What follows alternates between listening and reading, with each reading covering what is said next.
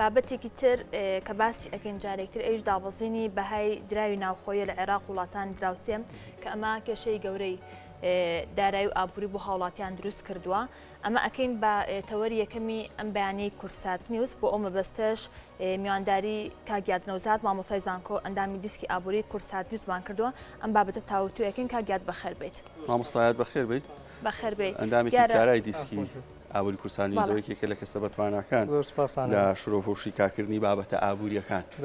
هەردووکتان شارەزان لە بواری ئابووری دڵنیام کا گفتوگۆیەکی باش ئەبێت. اینجا کاگیاد کەواتە بۆ ئێمە و بۆ بینەران باسکەم دابەزینی بەهای دراوەکان چۆن ڕوئات؟ بەحقیقت دابەزینی بەهای دراو لە هەر وڵاتێکدا بەپی پرەنسیپ و سیاسەتی وڵاتەکە دەوردەبینی. ئەگەر باس لە عێراقکەین بەهۆی کورتێنانی بوجە لە ساڵی 2021دا پەنابرا بۆی کە بەهای دیناری عێراقی دابەزێنرێ بەرامبەر بە دۆلار کە ئەمە کاتێکی سروشتی ئەتوانم بڵێم چەشێکە بەدەست حکوومەتەکانەوە بۆ پڕکردنەوەی ئەو بودجەی کە کورتێنانی هەبووە بەتایبەت بۆی لە ساڵی 2020دا کۆرۆنا و دابەزینی نرخی نەوت ئەمە گرفتێکی زۆری بووە عێراق و وڵاتانی هەناردەکاری نەوت دروست کردبوو توانی سەرکەوتوو بێ بە حەقەت ئەو سیاسەتە لە ڕووی حکوومەتەوە بەڵام کاردانەوەی بۆ هاوڵاتی بۆ خاوەن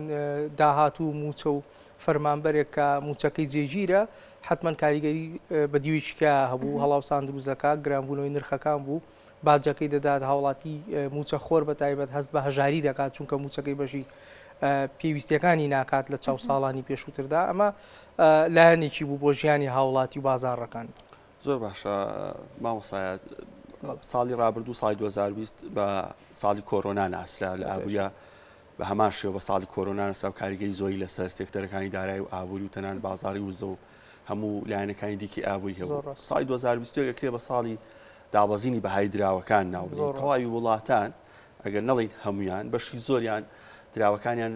بەهایکی زۆری لە دەستداوە بەرامبەر بە دۆلاری ئەمریکی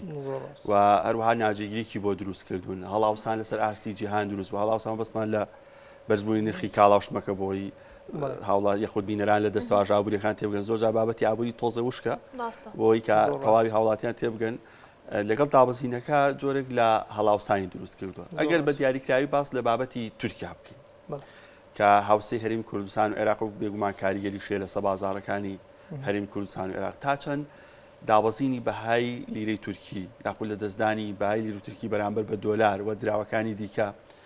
کاریگەری هەیە لەسەر ناوخۆ و ئابووری ئەو وڵاتە. بەتەشید لیرەی تورکیش ئەو هەڵاوسانی تووشی بۆ لێ ئێستادا یاخود داڕمانی بەهاکەی حتمما کاریگەری فرەلایەنەی هەیە هەم بۆ ناوخۆی تورکیا خودی ناوخۆی تورکیا بە هەمان شێوە هەم بۆ دەرەوەی تورکیا بەڵام ئەوەی جێگەی نیگەرانیە ئەوەندەی تێبینی دەکرێت زۆرێک لە بابەتەکانی تورکیا سیاسیە زیاتر بەرلەوەی اقتصادی بێ بەتەنیا بۆیە دەبینین بەهای لیرەی تورکی لە دوێنێەوە تا ئەمڕۆ یاخود لە 12 ساعتی ڕابردووە لە سایە دەهاتۆتەوە پێشەوە ینی پوژانەوەیکی کاتی بەخۆبینیەوە ناتوانین ئەمە گەرنتی بکەین بەڵام ئایا چی کردووە لەسەر ئاستی تورکیا ئاستی تورکیا دەتوانین ئەردۆغان بەکاری دێنێت فرە چەشنێ بە بیانووی یان کەمکردنەوەی نرخی سوود و ڕاکێشانی وەبەرهێنی بیانی ئەمە پلانێتی بە حەقە دەوێت بەهای لیرەکەی دابەزێنێ بۆی زۆرترین وەبەرهێن و سەرمایە گوزاری دەرەوە بە تایبەت وڵاتە عەرەبیەکان ڕابکێشێتە تورکیا بتوانێت ئابووریەکەی بەهێزتر بکاتەوانێ و ئەمە وەکو گەمەیەکیش دادەنرێ بە حەقە لە 2023 چونکە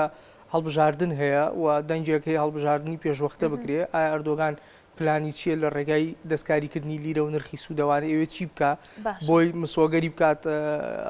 ینی هەڵبژاردننی داهاتوو بمێنێتەوانێ ئەمە لەلایەک لەلایەکی تر پێشبینیەکان پێچەوانەیە دەڵێن بۆی هەڵەکانی ئەردۆغانەوە لابردنی سەرۆکی بانکی ناوەندی تورکیا لە ماوەی ساڵ و نیوەکدا زیاد لە 3 کەسی گۆڕیوە وەزیری دارایی لا بردووە بڕیاری بەپەلە دەدات چاوەڕێ ناکات یاخود لێدوانەکانی حکوومەتی تورکی وای کردووە متمانە نمێنێ بە لیرەی تورکی ینی فرە چەشنەیە گەر بێت و شیکارێکی بۆ بکەین حتمما کاتێکی زۆر دەبا بەڵام دوجار لەوێشدا دووبارە هاوڵاتی تورکی دەبینیت ئەو کەسانی کە خاوەن موچە و داهاتێکی سنووردارن مانگانە زەرمەندن بۆیە هەست بە هەژارێکی زۆر دەکەن ئێستا ئەو موچانی کە هیانە بەشی ناکات کاتە ماوەسایات بۆمان باس کەڕوونتر وتت کە دابەزینی بەهای لیرەی تورکی کاریگەری لەسەر ناوخۆ لەسەر دەرەوەش ئەبێت وڵاتانی هاوسێ بە تایبەتی لەسەر ناوخۆ چۆن و لەسەر وڵاتانی هاوسێ چۆن بخۆی بۆ ڕاکێشانی وڵاتانی چواردەوری یاخود وە بەرهێن و بازرگان و سەرمایه‌دار و ئەو کەسانی کە لە بواری عقارات بە تایبەتیشەکەن لە مانگی 11 و 12 دەڵێت ڕێژەی فرۆشتنی خانوبەرە لە تورکیا بە ڕێژەی لە 150 زیادی کردووە. ئەمە بەڵێ بە تەشی دوای کردووە لیرەکە کە بەهای نەمێنێ ئەو خەڵکانی کە دەیانوێت خانوو بکڕنیان یەکەی نیشتە جێبن لە تورکیا بکڕن هەرزانتر بێ بۆیان واتە لە چاو ساڵانی پێشوا بە هەرزانتر دەستیان بکرێت بۆ ئێرانی و عێراق زۆر ڕاستە ئێرانیە عێراقی ئەفغانیە بە تایبەتە وڵاتانی تا ڕادەیەک ئابوووریەکەیان یاخود دۆخە سیاسیەکەشان ناسەقام ژیرە پەنا دەبن بۆ تورکیا بۆی کە ئیقامەی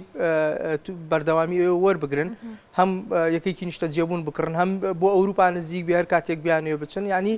زۆرێک لە تایبەتمەندی هەیە بە حەقەت بەڵام کێشەکە ئەوەیە کە بۆ ناو خۆی تورکیا دووبارە گران بۆتەوانێت لەبەرەوەی کەرەستە و کەلوپەلی بیناسازی دەڵێت لە تورکیاش دەڵێت زۆربەی هاوردەیە بۆمان دێت واتە لە چین و لە وڵاتانەوە بۆیان دێ بە دۆلار دەکڕێت دۆلاریش بەرامبەر لیرە گران بۆتەوە دووبارە دەبینیت بۆ هاوڵاتیانی ناوخۆ کە سنووردارە داهاتەکەیان گران بۆتەوە بڵێ لە تورکیا هەناردەی تورکیا بۆ هەرێمی کوردستان لە ماوەی ساڵی 2020 بە تایبەت تامانگی نزیکەی 12 ملیار دۆلار بوو واتە کاڵاوشمەک و پێداویستی لە تورکیا هێنراوە هەرێمی کوردستان بێگومان دابەزینی بە هایلیری تورکی کاریگەری لە سەبازارەکانی هەرێمی کوردستان پێم باشە مامۆستایەت ئەو کاریگەریە چۆنە بێت لەگەڵ ئەوەی کاریگەرێک لەسەر بازارەکانی هەرێمی کوردستان دروست خۆی لە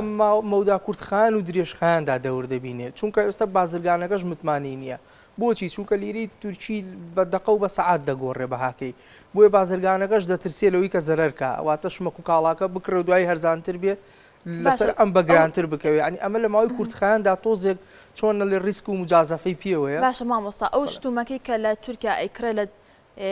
چاو ڕابردوو ساڵانی ڕابردوو بە نرخێکی کەمتر ئەیکرێ ئەیهێنێتە هەرێمی کوردستان لە بازارەکان بە بیانی ئەوی کە لێرە بازار ئازادە بە هەمان نرخی پێشووتر بگرێت جاری وایە زیاتریش گرانتریش خۆی ئەتوانین بڵێن لێرەدا هۆکارەکە چیە یەک ئەگەر باسی هەرێمی کوردستان و عێراقین ئایا چاودێری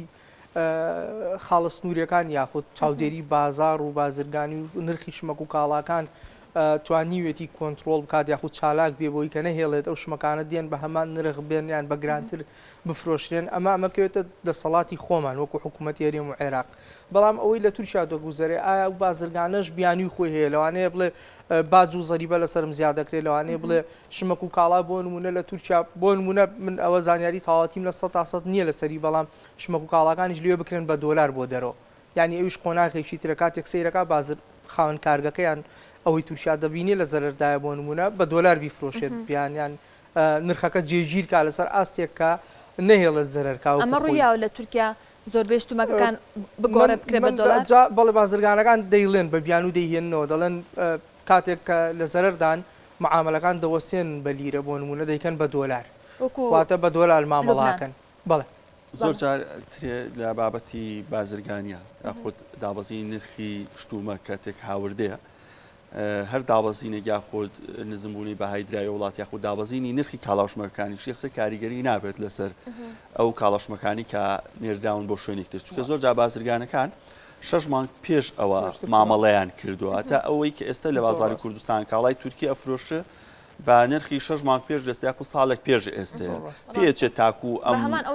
کاڵاوشمەکانی ساف بکاتەوە بۆ نرخە دووبارە بچێت کاڵاوشمەکی دیکە بێنێ بۆیە لە دوورمەودا ئەگەری هەیە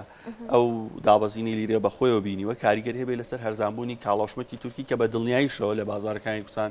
ئەو کاریگەری ئەبێت ئەقۆزرێتەوانێت بۆ بازرگانەکان بۆ ئەوەی لە کاتێکاکە نرخی لیرەی تورکی نزم ئەبێتەوانە شتومەکێکی باش بکڕن بە نرخێکی هەرزانتر بە هەمان نرخ بیفرۆشنەوە یاخود لە کاتێکا کە گۆڕانکاری بەسرایی ئەوان سوودمەند بنلەی خۆی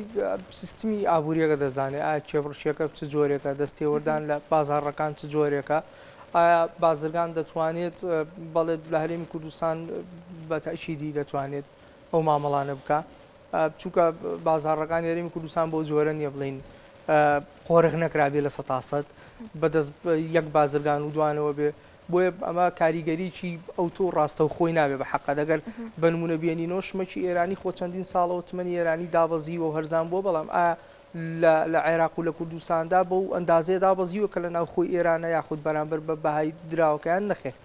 ئەمە کارێکی ئەستەمە بۆیە کاری دەوڵەتە خۆی چاودێری بکات وەکو حکوومەت و وەکو مامۆستا ئاماژەی پێکردیانی لە دوورمەودادا ڕنگدانەوەی دەبێت نەک لە ئێستادا بۆ نمونە ئەمڕۆ لیرە دابەزی بێت تۆ بڵێ ئەمڕۆ لە بازاڕەکانی ئەمە بۆ شت گرانە نەخێت ئەمە پرۆسەکە زۆری پێدەچێت بەڵام ئایا لە داهاتوودا بۆ دابەزینە بەردەوامە بێمێنێتەوە ئەوە گرنتێکەیە نەک ماوەیەکی کاتی بێ یاخود بەرز بێتەوە دووبارە وەکو لە 12 ساعتی ڕابردووە لە 100 نرخەکەی بەرز کردەوە لیرە دووبارە بەرامبەر بە دۆلار زۆر ڕاستە بابەتی تیکەیەکەویش هەر لەسەر دابەزینی بەهای دراوان یاخودەوە هەندێک جار خاوەن وەبەرهێن یاخود بەرهەمهێن لە وڵاتی کە تووشی ئەو داخشانەوە بۆ لە بەهای دراوەکە یاخود دابەزی نرخی کاڵاوشمەکە یاخود هەر بابەتی قەیرانی تکە ڕوات فرۆشتنەکانیان ئەوەسێنن بە کاتی وەگەوەی کە لە سەرەتای هەفتەیە لە تورکیا ڕویا ڕۆژی شەمە و یەخشەمە هیچ جۆرە مامەڵەیەک ئەنجام نەدا لەبەرەوەی وەبەرهێن یاخود بەرهەمێن خاوەن کارگە خاوەن پرۆژە لی دیار نەبوو کە ڕۆژی دواتر چی ڕوات بۆیە تا ئاسایبوون و دۆخەکە زۆر جار ئەو مامەڵانە تۆزێک دواکە باش کاتە با باس لەوە بکەین دابەزینی نرخی دراو لە عێراق باس بکەین ئەمە چ کاریگەریەک لەسەر خەڵکی هەرێمی کوردستان دروستەکات چ کاریگەریەکی لەسەر عێراق بێت بەگشتی باس لەم بابەتە بکەین نەک تەنها باس لە دراوی تورکی بکەین بەتەشید لە عێراقدا وەکو باسم کرد پێشتر حکوومەتی عێراقی خۆی بەهای دیناری دابەزان بەرامبەر بە دۆلار هۆکارەکەشمان ڕوون کردەوەیەوە هەرێمی کوردستانی سوودمەندە تێدا لەبەرەوەی وەک عێراق هەناردەکاری نەوتەنەوت دەفرۆشێنەوت بە دۆلار دەفرۆشێ پارە بە دۆلار وەردەگرێت دۆلار دەکاتەوە بە دینار لە دینارەکەدا قازانج دەکات دووبارە بۆیە بۆ پڕکردنەوەی بوجە و موچە و کۆمەڵک بابەت بەڵە سوودی لێ وەردەگرێت وەکو حکوومەت هیچ کێشەیەشی نییە لە قازانجدا بەڵام وەکو بەو پرسیارەی ترێ ئەو دەنگویان تا چەند ڕاستە بن کە باز لەواکە دینار بەرامبەر بە دۆلار جایەکتر ڕووی لە بەرزبوونەوە بێ شتێکی ئاستەنگە لە ئێستادا دووسێ هۆکار هەیە چێک لەوانە دەبێت هۆی بێمتمانەبوونی بانکی ناوەندی عێراقی واتە پاشگەزبوونەوە لەو بڕیارە لە کاتێکی وا خێرادا جارێکتر ناتوانێت پەنای بۆ بێتەوە واتە متمانە لە دەزەدا هاوڵاتی جارێکی تر شەقام لێ قوبوڵ ناکا بۆیە دەستکاری ناکامە خاڵیە خاڵی 2 ساڵێکی بەسەرا تێپەڕیەوە شەقام بێدەنگە خاڵی سێ لە قازانجایە یعنی کەس ناچێت قازانجەکەی خۆی تێک بە و ئەگەر ببوایە و یان باسی لێەوە بکرایە بۆ نێڵ بژاردنەوە و بانگەشێڵ بژاردن بەکارهێنرا بەڵام وەکو ئێستا هیچ کەسێکیش نیانی منەوەندەی تێبینیم کرد بێت حکوومەتی عێراقی بۆ بودجەی 2022 دووبارە بەرمیلێک نەوتی بە $50 خەمڵان دوایە خود داناوە لە بودجەی ساڵی 2022 عنی ئەگەر زۆر ڕژبین نەبم بەڵام ئابووری 2022 باشتر نابێت لە 20 وەکو عێراق مامۆستا ئێوەکو شارەزایەکی بواری ئابووری لە کاتی دابەزینی نرخی دینار هاوڵاتیان زەرمەندی یەکەم ئەبن بێگومان لە ڕووی ئۆکۆنۆمی و هاوڵاتی چۆن مامەڵە بکات لەم بارودۆخەیە بەتەچیت وەڵاهی هاوڵاتی دەبێت پەنا بۆ چی بەریانی ئەو موچەی کە هەیەی سنووردار و دیاریکراوە ئەگەر موچە خۆر بێن بەستمە کەرتی بەدەر لە موچە خۆر ئەوانی کە لە بازار و کاسبکار و بازرگانن دەتوانن قەرەبووی خۆیان بکەنەوە واتە شمەکەکە گرانتر دەفرۆشێت کرێکار بێ بە گرانتر ئیش دەکاوە حاڵ دەتوانێت قەرەبووی و هەڵاوسانە بکات کاکەوێتە سەری بەڵام ئەوەی کە ناتوانێت خاوەن موچەیەکی جێگیرە ناتوانێت موچەکەی دەستکاری بکە ناتوانێت بەپی بازار موچەکەی بگونجێنێ وەکو حکوومەت بۆی زیادماوە بەستمە بۆیە دەبێت خۆی پەنابەوە بەرێ واتە چی بکات بەدیل و جێگرەوە لە خەرجیەکانیدا واتە کاتێ شمەک و کاڵا کڕێ خەرجی مانگانی دابش دەکا بۆ نمونە دەبێت بەدیل و جێگرەوە بدۆزێتەوە شمەک و کاڵایکی ئەرزانتر بکڕێ لە جاران بۆ نمونە یاخود کۆمەڵێک پێداویستی کەمالیە جوانکاریە پێویستە نەیکڕێ بۆ نمونە دەبێت لەو دۆخەیە بژی کە ئەو موچەی هەیەی بەشی 30 ڕۆژی بکا لانی کەم یعنی ئەوەیە کە چۆن دەڵێن سیاسەتی ناوێنی سگ هەڵگوشینی ناوەنێن سیاسەتێکی چی پێڵێنەوەیە کە تۆ پەنابەری بۆی موچەکە بەشی سەریمانکە بەس بە هەر جۆرێک بێت جۆرەکانی ئەو لە ئابووریدا دەکەوێتەوەی شمەک و کاڵای جێگرەوە لە جیاتی بۆ نمونە بە تەکسی هاڕوا بە پازە بێ بڕوا بۆ نمونە لە جیاتی کۆمەڵک شتی گران بەها بێ هەرزان بەها دەستی دوو بکڕێ ئەمە تەنیا بۆ ئەوەیە بتوانێت بەرگەی و قەیرانە بگرێ ئەو قورساییە بگرێکە لە سەرەتی یاخود دەبێت پەنا بۆ کاری دووەم بەرێ دا فرە سەرچاوی داهات چۆن باز لە حکوومەتەکان دەکەین دەبێت تاکیش بۆ جۆرە مامەڵە بکاکە پەنابەرێ بۆ داهاتی دووەم لانیکەم بۆی بتوانێت قەرەبووی ئەو هەڵاوسانە بکاکە لە سەرێتی سپاس بۆ من مامۆستا زۆر باش هەموو بابەتەکانی ڕوون کردەوە هەم لەسەر لیری تورکی و لەسەر دیناری عێراقیش و زانیاریەکانیش بۆ ڕاستنی کە دیناری عێراقی پێ ناچێت دەستکاری کرد و مامۆستاش باستی کرد ئەچەند بابەتێکێک کەویش لەگەڵ دابەزینی بەهای دراوی هەر وڵاتێک ئەو وڵاتە موچەی فەرمانبەران بەرزەکات وەگەوەی کە لە تورکیا بینرا لە 150 موچەی کارمەندەکانی بەڵام لە عێراق بەداخەوە کە لەگەڵ دراوەکەی خۆی دابەزان هیچ زیادێکی نەخستە سەر موچەی فەرمانبەرانی خۆی بۆیە بارودۆخی خەڵک خراپتر بوو. دەستخۆش مامۆستای سوپاس گفتگویەکی باش بوو.